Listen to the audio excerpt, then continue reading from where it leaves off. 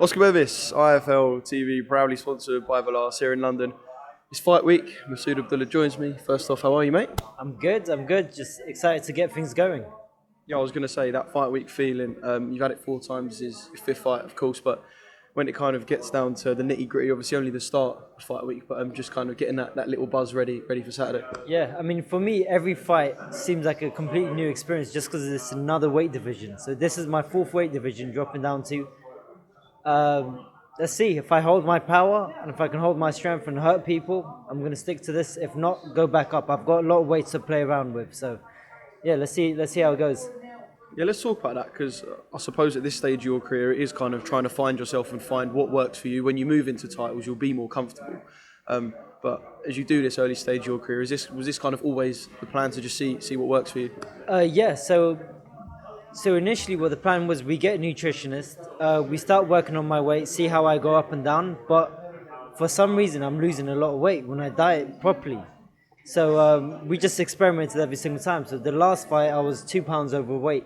Said, why not go to Super Bantam for this fight, see how I feel.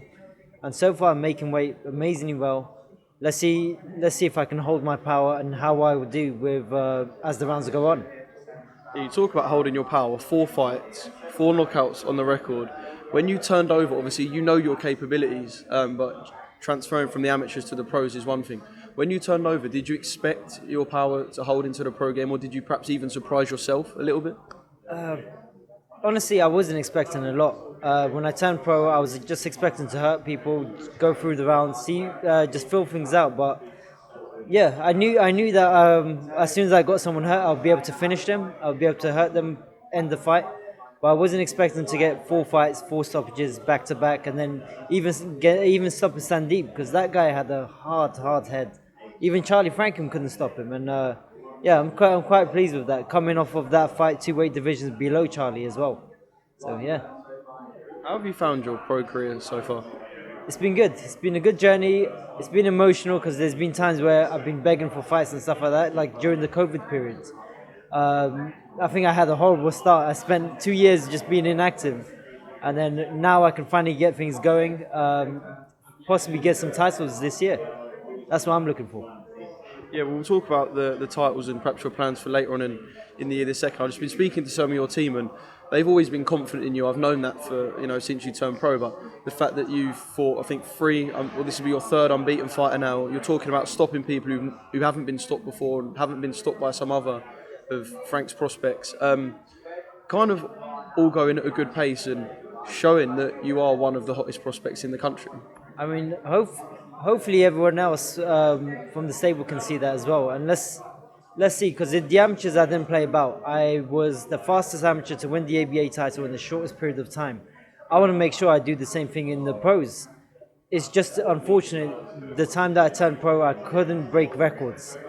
And now we're just pushing fights forwards. Let's see if I can get a British title quickly or fast. I'm not looking to hang about. I'm looking to dominate, hurt, and just move forward and progress.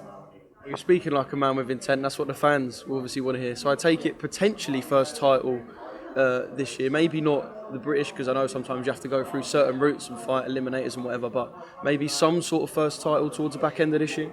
That's what I'm looking at. That's why we're doing 8-rounders now. I wanted my last fight to be an 8-rounder, but, dropping another weight division, we wanted to test things out. Have you had people tell you to slow down? Because you seem like you don't want to. Have you had people go, do you know what, just rein yourself in at all? No, not really. I've had people tell me to rest, like coaches, managers and stuff like that, but I feel like anything I do before winning a title is kind of, it's just a stepping stone. Like once I win a title, then I can go on holiday, because that's what I'm looking forward to do. I said to myself before entering, I go, I'm not going to go on holiday, I'm not going to take a massive break till I win a title. And then once I win something, then I can, pat myself on the back and say, well done, you deserve this. But for now, there's no stopping. Just have to keep things going. So you know what we like on IFL TV.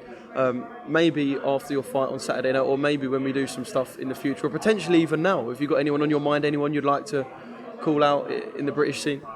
Personally, nobody really. I just want to see what weight I sit at first. Whatever weight I sit at and whatever weight I choose to go to, anyone can get it. So yeah.